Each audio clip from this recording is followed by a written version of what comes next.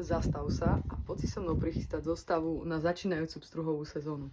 Takže budeme potrebovať jednu udicu,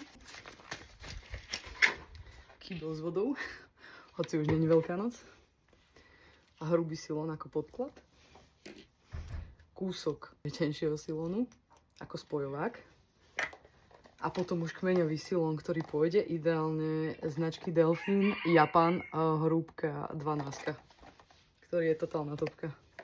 A ešte budeme potrebovať lepiacu pásku, keď budem podliepať podklad, nožničky a nejaký dobrý navíjak. Ja mám Vanford. Takže urobíme to, že cievka ide takto pekne do vody, aj so silónikom. Potom sme si silón natiahli cez prvé očko, priviazali sme si ho na Vanford a teraz môžeme začať navíjať podvín. Takto to dopadne, keď nemáte držiak na kameru a snažíte sa natočiť, ako navíjate silón. Takže dala som cca takýto podmot, robím to čisto odhadom. Takže máme tu podmoc z nejakej 35-ky typujem ja a teraz ideme vlastne dať cca 22, 2 metre. Urobíme to jednoducho cez klasický 8-čkový spojovací úzol. Takto si zoberieš dva konce, takto ich preložíš, urobíš raz, dva, tu nám máš tie dva konce, hej, tu na ich držím, stále, a prevlečieš, šup, vytvorí sa ti tu toto, nasliníš, zatiahneš. Toto môžeš aj pevne, lebo sú to relatívne hrubé silóny. Toto ešte pristrihneme, tu nemá čo robiť. A doviniem to. No a teraz, toto je veľmi dôležitá časť, pretože máme hrubý podklad, potom máme prechod do niečoho jemnejšieho, tenšieho. A je to z dôvodu, že vlastne tento kmeňový je 12.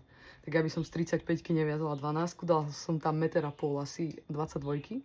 A teraz ideme 22 priviazať spojovacím uzlom o už ten náš krásny Japan. Takže zase máme tu dva konce, Japan, podkladový, máte ich pri sebe, zohneš si ich takto na poli, áno, urobíš jednu otočku, druhú, ja radšej robím dve, prevlečieš cez túto slučku, vzniknutú, máš osmičku, nasliníš.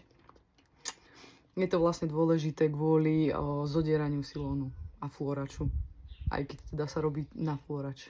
Zatiahneš a máš. Hej.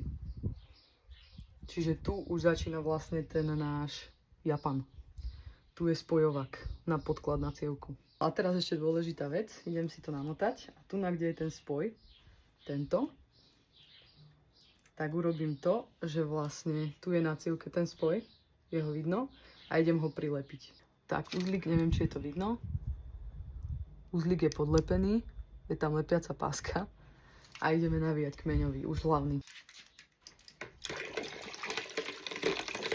No a musím povedať a skonštatovať, že na to, že to robím asi tretíkrát v živote, tak som to aj celkom odhadla.